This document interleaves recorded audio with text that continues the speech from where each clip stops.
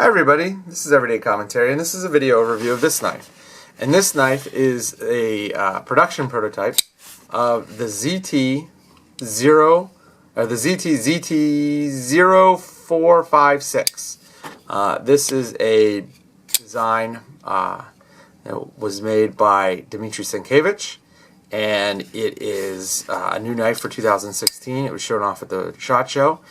Thomas was kind enough to send me what I think is the one that they had at SHOT Show to take a look at. Unfortunately, I'm only going to be able to have it for a week before I have to send it back, because I think they're going to either use this to generate the production stuff or they need it back for other things. So I'm not going to be able to do a full review, but I will be able to give you some feedback, and I'll write something up, and I'll also post this video. This knife is a 3.25 inch knife. It weighs well over 5 ounces. This is a very stout, very beefy knife.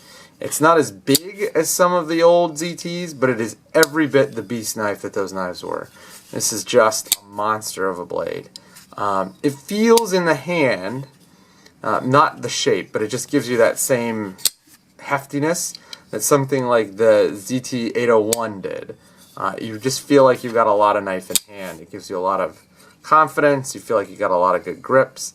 And it's just a very, very well-made knife. Even as a production prototype, I can just discern no real flaws. The grind is spectacular. And let's see if I can get you that. Look at that. I love that swedge. It's like a rhino horn swedge. It's just beautiful. It's a satin flats and then a satin grind and stonewash flats.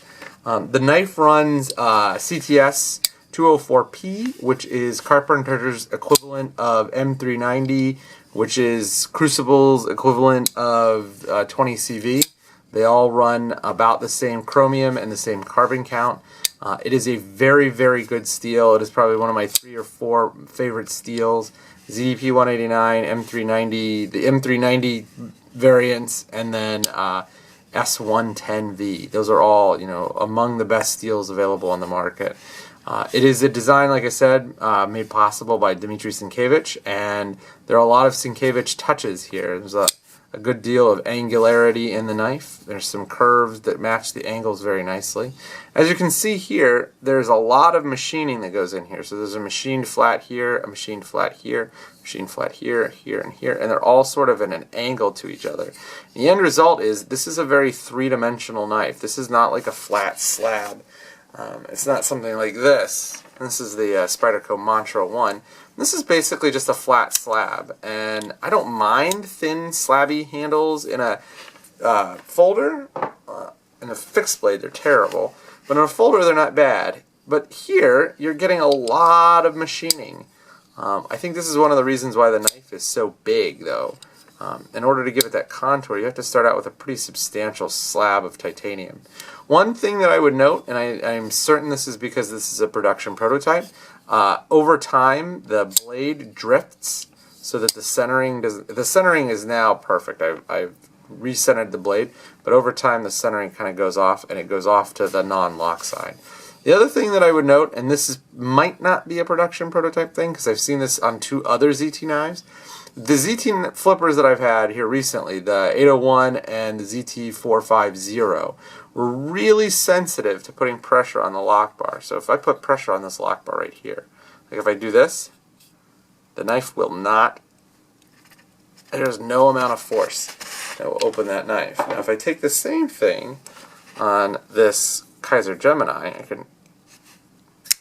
I can squeeze that knife all day long and it won't impact the detent or the deployment. I mean, like there, I'm purposely, and I can still flick it open. So I had this on the 450 and I had it on the 801, and so I'm not sure if that's just a design thing. And one of the problems is that unlike a lot of flippers, like on most flippers, I hold the knife like this, and I do rest my fingers on the lock bar, but if I'm doing that on this knife, it does give it a little bit of a snag. So what you have to do here, and it's not that complicated, is just put your fingers on the pocket clip, and then you can flick all day long. And once you get over the detent, this thing is a rocket. A rocket. If it had boosters on it, it would not be any faster. I mean, it just flies out of the hand. I haven't had a chance to really use it yet. I've cut some boxes, but that doesn't really count. So I'm going to do some more testing and get my initial impressions. It has to go back in 2 days, which I'm very sad about because this is a really beautiful knife. I love the decorative pivot here. I love the pop of color on the clip. And I love the backspacer. Now it is a full titanium backspacer, so it does add weight. This is a really thick and chunky knife. But overall, see, there you go. I did it again.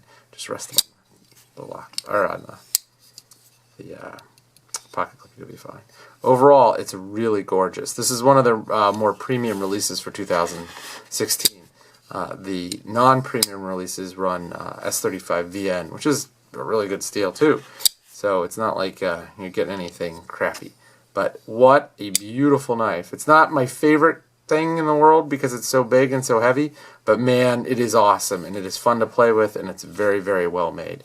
So if you're in the market for a bigger, thicker, heavier flipper, something that's sort of a class up from this guy or a class up from this guy, then you should probably take a look at the listen, the ZT0456. Ready? Listen to the snap on this. And then yeah, it's not the same. I mean, we're dealing with substantially more steel on the ZT. We're dealing with a different flipping system on the ZT. We're dealing with a different flipper shape. The end result is that knife fires with an authority that is lacking in the Spyderco. But I will have my impressions up as soon as I can. When you get a chance, go take a look. Let me see if I can get this knife to focus one more time. Come on. Hello. There we go. You get a chance, go take a look at the Zero Tolerance ZT0456. And thank you, Thomas, for lending me this knife.